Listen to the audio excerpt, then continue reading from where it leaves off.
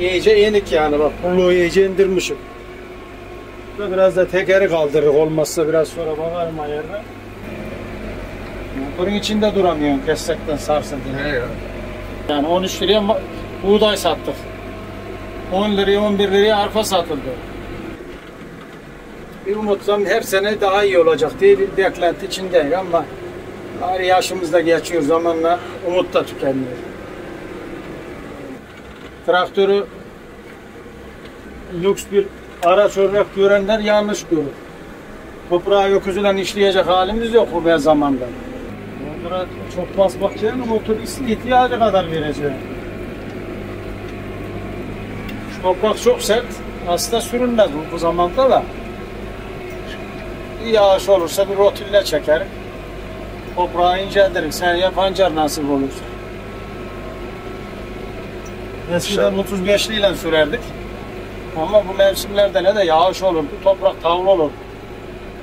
Böyle toz nerede ya? Frez yeri bile nemli olurdu. 35'li ile bir sürü arazi işlerdik. Böyle zevkle tarla sürerdik. Yani yaşımız bir geçiyor. Nedense biraz da tabii eskisi kadar çiftçi son zamanlarda para kazanmıyor.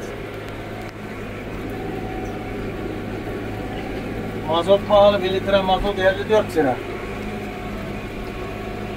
Sen tatile giderken araba alıyorsun 54 liraya. Yakıtı ben tarlaya gelirken alıyorum, ben de aynı paraya. Ben üretim yapıyorum, sen geziyorsun. Tatil yapmıyorsun. Seni yönettirip de sen ondan kurtulmuşsun. Çiftçinin tatili yok. Kaçla sürüyorsunuz abi şu anda? 2'nin 2'siyle sürüyorum. Şuradan da gider de biraz zorlanır. Hem az yaksın hem de biraz daha derin sürmeye çalışacağız. Bu 4'lü 14 numara.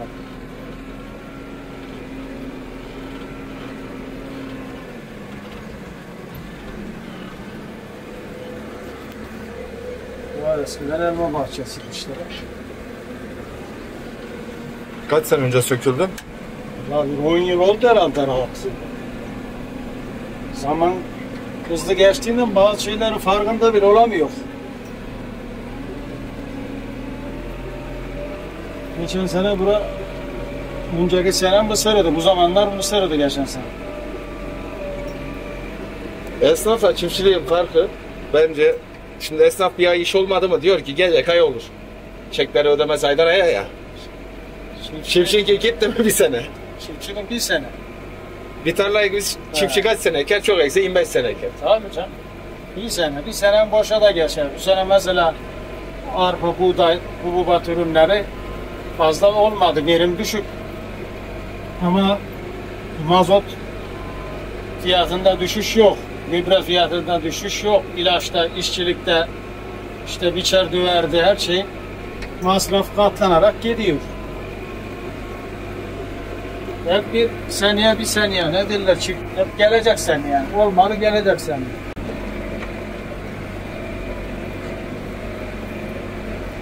Motorun içinde duramıyorsun kessekten sarsın diye. İyi kessek çıkıyor ama. Çıkıyor. Bunu aslında biraz hız mı sürmüşler daha önce acaba? Bunu geçen sene güzüm mısırdı, ben mısır yaptıydım. Damlama sulamayla son sularını da verdik. Biraz da yağışla birlikte sürdüler. Çamurdu biraz burayı. Ektikler hazırladıklarında. Yoksa üstünden bir yıl geçince, kış geçince toprağı kabardır kış. Kar, don. Mesela mısırın şeyleri de, kökleri de çıkıyor bak. Geçen seneki. Bu biraz hız girildiği için. Normalde bu kadar olmaması lazım. Biraz da yuka sürdüler. Motorlar ufak.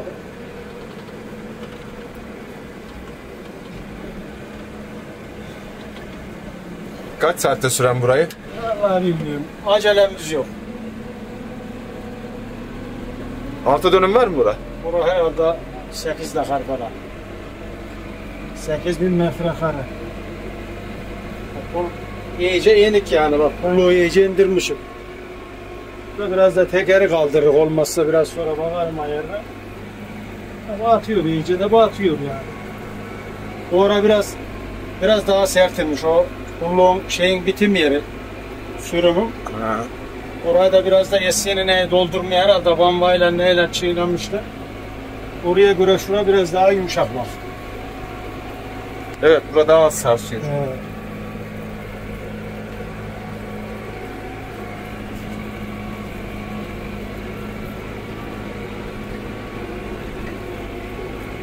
Kaç saatte Ziya abi motor? Daha 2225 saat gidiyor. 25 saat.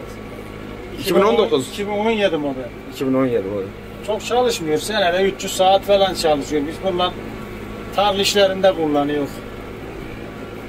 Şimdi elimde birkaç tane daha motor var. Her birinin ayrı ayrı işi var. Yem varmada ayrı bir traktöre bağlı duruyor. Hiç çıkmıyor ondan. Ağaçıya ilaç sıkmaya ayrı bir traktör kullanıyor. Ayrıyeten bir tane de böyle ara işlerde kullandığımız var. Hepsinin ayrı ayrı işleri var. Eskiden bu dediğimizi sizde de var işte 2 traktörde abinde. Hepimizin işi de bir traktör görüyordu. Şimdi 6 traktörle iş görüyor. Çağ onu getirmiş, öyle görüyor. Olsa o zaman niye bir traktörle iş görülmüş? Herkes de öyle yani. Şu anda traktör almak da kolay, yine zor da değil. Yani modeli düşük olur, modeli yüksek olur. Çift şeker olur veyahut da tek şeker olur. Eskiden dedem bilinmeyen zamanda dünya bir tarla satmışlar. Bir sürü koyun satmışlar. Hemen 2-3 orta alan alırlarmış bir traktörü. O da 35'likti. Ya 35'lik olsa yine 35'lik para yediyor şimdi. Ford 3000'lik Ford'ların Yerköy'de dedem 3 orta alan almışlar yeğenleriyle. Yani bir sürü tarla satıyor. De ödemek uzun vadede ödemeye çalışıyor. Yani şimdi avantajlar var. Şimdi eskiye nazaran traktör alması biraz daha kolay. Devletin faiz indirimi ne var da son yıllarda biraz faizler yüksek. Şu anda zaten zannedersem traktör satışları biraz da düştü. Son 2 senedir çiftçi pek para kazanamıyor. Çiftçi para kazanamıyor, tüketici pahalıya yiyor, aracı para kazanıyor. Kimse hayatından memnun değil ama geçinip gidiyor. Sadece bir iş yapmıyor yani çiftçilik yaparken hayvancılığı da bırakmıyor, hayvancılık yapıyor, arıcılık yapıyor. Yani birbirini destekleyerek yoksa bir sade arpa buğdayla olsa arpa buğdayla geçinen adam acından ölür bu dönemde. Motorun deposuna mazot koyamaz yani 13 liraya buğday sattık. 10 liraya 11 liraya arpa satıldı. Tohumunu da şimdi arpanın tohumu büyük ihtimal herhalde 16 lira falan diye gidiyor. Buğday da yaklaşık 20 lira civarında tohumluğu. Yani alırken pahalı her şey işte satarken çiftçilik ucuz.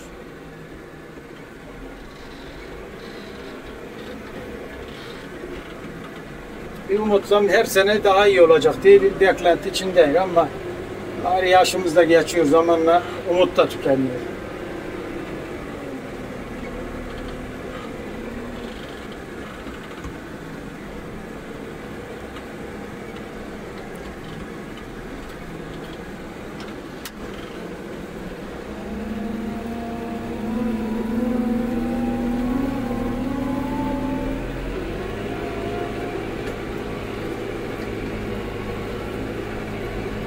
Tarlanın sahibinin çok arazisi var. Köyün en büyük arazileri bunlardaydı. Mesela 35 yıldan yıllarca bu tarlaları işlediler. Köyün en büyük tarla sahipleri. 135'lik motorla 69 model mi ne 135'leri vardı. Rahmetli oldu gittiler yani onlar. Tarlalar onların. Biz kiracıyız.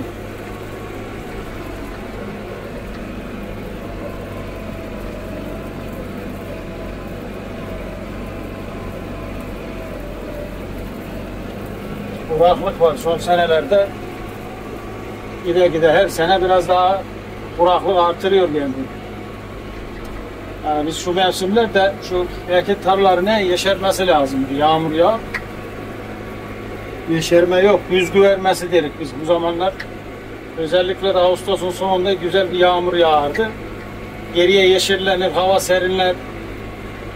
Yani çok sıcak gidiyor hava. O da toprakta nem kalmıyor işte. Evet. bu traktörler yoksa almazdık. Ben çift çeker traktörü almaya mecbur kaldım. Tek çeker traktörle tarlayı süremedim. Yani bizim 165'lik bize büyük traktör gibi geliyordu eskiden. Şimdi şu traktörlerimiz bile küçük traktör. Şimdi büyük çiftçiler bunu küçük traktör diye alıyor. Ara işlerine kullanmıyor. Şimdi Türkiye'deki normal çiftçilerin çoğunluğu yani 150 beygirin üzerinde traktörü kullanmaya başlanıyor. Ha. Çok ekiyorsa, arazide varsa gerek.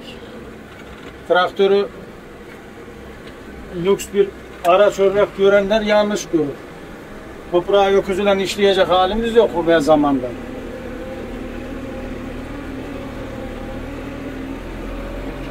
Şuraları dedemler öküzüyle de sürmüşler ama şunu saati sür. Önce sularlarmış onlar. Su varmış. Demek ki derede Yahya'nın o çayda su varmış gibi karıları önce suyla bir sularlar, ondan sonra o kara sabanla sürerlermiş. Ekin ekerler bir daha sularlarmış. Suya bastırırlarmış. Ama zamanki sular kalmadı. Evet. Hani vahşi sulama dedikleri, biz salma sulama deriz de vahşi sulama değillermiş. O su iş bitti, şimdi ya yağmurlama ya damlama, su yetmiyor.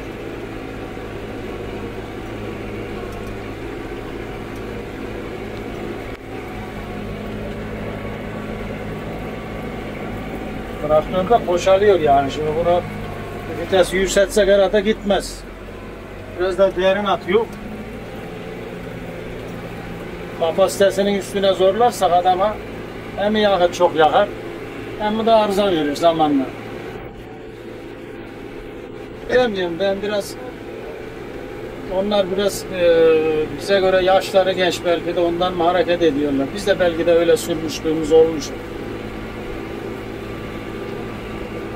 Bunları elimizden tutan yardımcı. Traktör bir makine ama bizim evimizden bir haneden biri gibi görüyoruz biz makinalarımızı.